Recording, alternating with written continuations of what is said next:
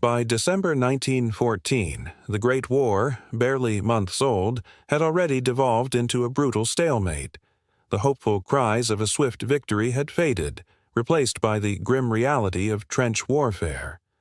Miles of muddy, rat-infested ditches scarred the landscape of Flanders, dividing not just nations but humanity itself.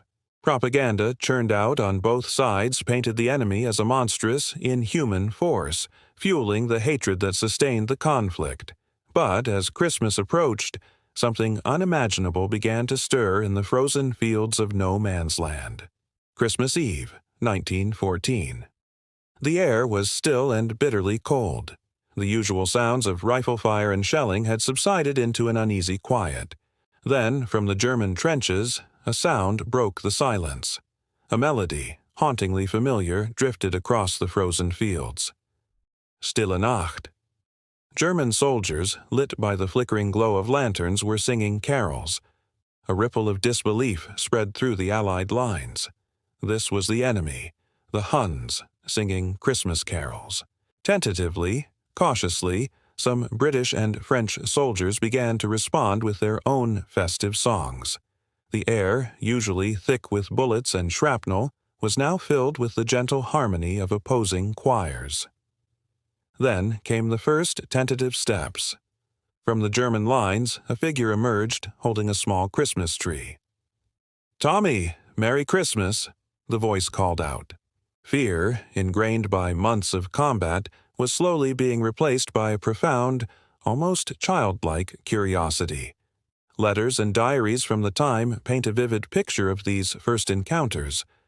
Private Albert Morin of the Royal Welch Fusiliers wrote, "The first thing we saw was a German waving his arms and shouting, 'No shooting! No shooting! Happy Christmas!' Inan." The initial fear began to melt away as soldiers, propelled by an inexplicable urge for peace, ventured out into the deadly no-man's land. What followed was nothing short of miraculous. For a few precious hours, the war ceased. Soldiers who had been ordered to kill each other just hours before now stood side by side, sharing small comforts. Cigarettes were exchanged, chocolate offered, and even personal souvenirs passed between unlikely friends. Beyond the simple acts of exchange, there were deeper moments of shared humanity. Soldiers from both sides assisted in the grim task of burying the fallen from no man's land, a gesture of respect that transcended the brutal realities of war. And then, the impossible: football. Makeshift pitches were set up in the shell-pocked fields. German against British, French against German. The echoes of war replaced by the thud of a football and the cheers of opposing teams, united in a momentary, joyous game.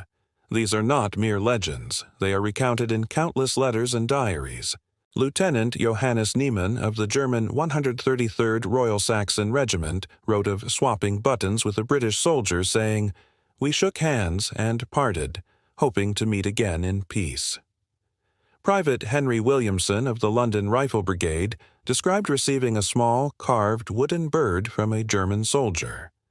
These small, tangible acts of kindness became powerful symbols of the truce. But the truce, born of spontaneous human connection, could not last. As dawn broke on Boxing Day, military commanders on both sides, furious at the fraternization, ordered a return to hostilities. The guns, which had fallen silent for a precious day, began to roar once more. The sadness of this abrupt return to violence was palpable. The Christmas Truce of 1914 remains a powerful, poignant anomaly in the brutal history of World War I. Though quickly suppressed and never repeated on such a scale, its legacy endures. It serves as a testament to the fact that even in the darkest of conflicts, the innate human desire for connection, for peace, and for empathy can break through the strongest barriers. The story of the Christmas Truce is not just a tale of war, but a profound reflection on shared humanity. It reminds us that behind every uniform, every banner, every ideology, there is a human being. It is a timeless story of hope, a powerful whisper of peace echoing across the decades, reminding us of the enduring power of compassion even in the face of unimaginable conflict.